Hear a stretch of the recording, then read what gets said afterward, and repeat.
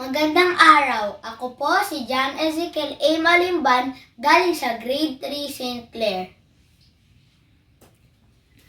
Ito ang performance task sa Araling Panlipunan. Ang aking komunidad. Ano nga ba ang komunidad? Ang komunidad ay isang lugar kung saan naninirahan ang mga grupo o pangkat ng tao. Ito ang komunidad.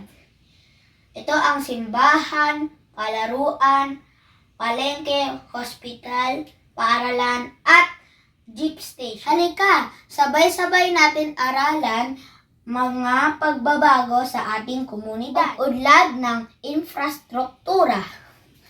Tulad ng mga hospital at paaralan ay nagbibigay ng daan sa pag-unlad at pagtulong ng ating komunidad. Tulad ng hospital, nagiging mas madali para sa atin magpagamot at magpa-check up.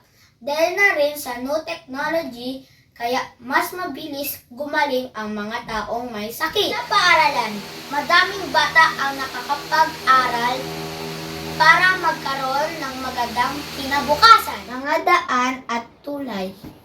Noon, ang mga daan ay di patag at di sementado. Ngayon, mas maayos na mga kalsada at marami ding tulay para maging mabilis ang biyahe. Modernong transportasyon. Tulad ng MRT at LRT kung saan dito tayo nakakatipid ng oras sa biyahe at pamasahe.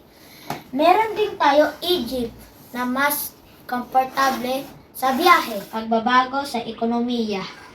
Ang malalaking kumpanya, mga pasyalang restaurants, tourist spots at mga malls ay nakakatulong sa pag-unlad ng ating ekonomiya na bibigyan ng maraming trabaho at kita sa mga negosyo. Pagbabago sa teknolohiya at lifestyle. Tulad ng mga gadgets at social media at internet, mas napapabilis ng informasyon at connection. Ito din ay nagpapadali na ating lifestyle.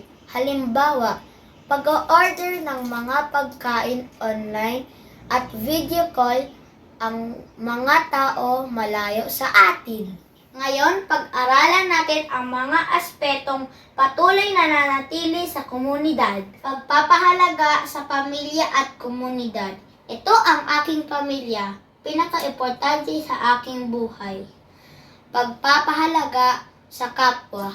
Kailangan din natin tumulong-tulong upang magkaroon ng maganda at masayang komunidad. Reliyon at paniniwala. Tulad na lamang ng Pista ng Santo, bisita iglesia, tuwing Holy Week, bilog na prutas, tuwing New Year, Basaan Day sa San Juan City, mga iba't ibang okasyon. Tulad na lang ng mga birthday celebration, binyag at paghahanda ng mga pagkain, paglalagay ng mga Christmas decoration, at pagsisimba at nagpapasalamat kay Papa Jesus. Mga tradisyonal na sining at kultura. Ang mga katutubong sayaw tulad ng itik-itik, tinikling ay patuloy na sinasayaw pa din. Ang mga likhang sining at lokal at musika na tinutugtog pa din hanggang ngayon. Maraming salamat po. Paglipas ng panahon, maraming pagbabago sa ating komunidad na nagbibigay udlad at saya sa atin.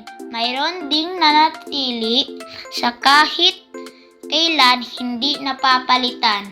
Maraming salamat po. Muli ako po si John Ezekiel A. Malimban.